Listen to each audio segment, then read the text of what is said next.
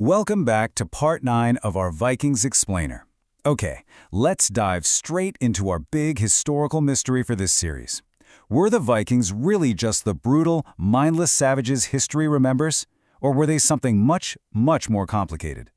Today, we're taking a closer look at Viking women and uncovering exactly how much power they actually held in the Norse world. To kick things off, we have to talk about a massive archaeological discovery that literally rewrote the history books. Back in 1878, excavators at Birka in Sweden uncovered this absolutely incredible warrior's burial. I mean, the grave was packed. The body was surrounded by a sword, an axe, a spear, armor-piercing arrows, and even 2 horses. Naturally, for 130 years, historians just assumed the grave belonged to a male warrior. No one even questioned it. But then, in 2017, modern DNA analysis stepped in and proved definitively that the occupant was biologically female. 130 years of assumption, overturned by science. Just like that, the historical debate about Viking women was changed forever.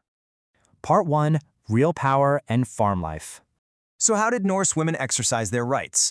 Well, one of the most powerful symbols of a Norse woman's authority was the key. And we are not talking about a delicate, decorative piece of jewelry here. We're talking about heavy, physical keys that represented genuine economic control. A woman who held the keys controlled the storage buildings, the vital winter food supplies, and the family's valuables. It was such a big deal that when a Norse couple got married, the physical transfer of these heavy keys to the new wife was a central, vital part of the marriage ceremony. It was serious business. Because, women weren't just sitting at home knitting while the men were out raiding or trading. Those trips could take months or even years. So the women ran everything. Imagine being the CEO, the lead accountant, and the local sheriff all rolled into one. They managed complex agricultural operations, handled all the finances, resolved legal disputes with neighbors, directed the farm workers, and protected the children. They were the absolute, unquestioned authorities of their households. Part 2. Gudrid and Historical Limits. Let's jump back to that famous Birka burial for a second. That woman wasn't just buried with a bunch of leftover weapons. If you look closely at what was in the grave, archaeologists found gaming pieces specifically associated with strategic command. This heavily suggests she was a tactical commander. She was someone who actually planned the battles and led troops, not just a fighter swinging an axe on the front lines. A warrior, a strategist, a woman. And Norse women certainly didn't just stay in Scandinavia either. Take Gudrid the Far-Traveller. Easily one of the most remarkable figures in all of history. Born in Iceland, she sailed to and settled in Greenland, and then explored North America, where she actually had the first European child born in the Americas. And if that wasn't enough for one lifetime, she later traveled all the way down to Rome on a pilgrimage. It fills me with genuine wonder. Before airplanes, before engines, she lived on 4 different continents during an era when most people never even left their home village. But all right, let's take a step back. We need to be totally honest about the historical limits here. Yes, Norse women had significantly greater legal rights than other medieval European women, but Norse society was still fundamentally patriarchal. Men held almost all the major political and military authority. And crucially, we must remember that this society heavily relied on slavery.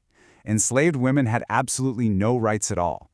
So it's a complicated picture. It was remarkably progressive for its time, but firmly not equal by our modern standards. Part 3. 2 surprising historical facts. Fact number 1. Remember that Birka DNA discovery in 2017? Well, when the findings confirming a female warrior were published, a lot of historians actually pushed back. They flat out refused to believe it. They argued the DNA must be contaminated or the bones got mixed up in storage. The researchers literally had to defend their strict scientific methods to prove the grave wasn't messed with. This reveals something super interesting about how we study history. We often resist hard evidence when it challenges our deeply held assumptions. The scientific evidence was crystal clear. The resistance was entirely cultural. Fact number 2 is all about divorce rights. Norse divorce law was incredibly practical. A Norse woman could officially divorce her husband simply by declaring it in front of witnesses at the bedroom door and then again at the front door of the house. That was it. She could then legally reclaim her dowry, she could leave him for neglect, or even if he just wore women's clothes. Now contrast that with English women, who had extremely restricted rights. They had to wait an agonizing 900 years until the Matrimonial Causes Act of 1878 for anything remotely comparable. 900 years. All right, time for our Viking women knowledge check. I'm going to read the question, and you'll have exactly 4 seconds to lock in your answer. Ready? Let's go. Question 1. What did DNA analysis of the Birka warrior burial, grave BJ 581, reveal in 2017? A. That the warrior was a young Norse prince. B. That the bones belonged to multiple different people.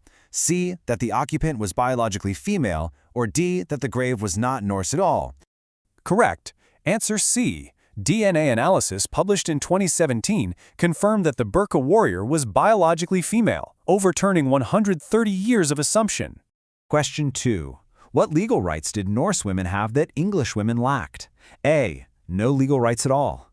B. Could own property, manage households, inherit, and divorce. C. Could hold political office and vote. Or D. Exactly the same rights as Norse men. Pause exactly 4 seconds. Correct. Answer B. Norse women could own property, manage finances, and divorce, rights English women lacked for centuries. Question 3. Why were keys such an important symbol for Norse women? A. Purely decorative jewelry. B. Unlocked their husbands' weapons stores. C. Represented real economic authority and household control. Or D. Religious symbols with no practical meaning. Correct. Answer C.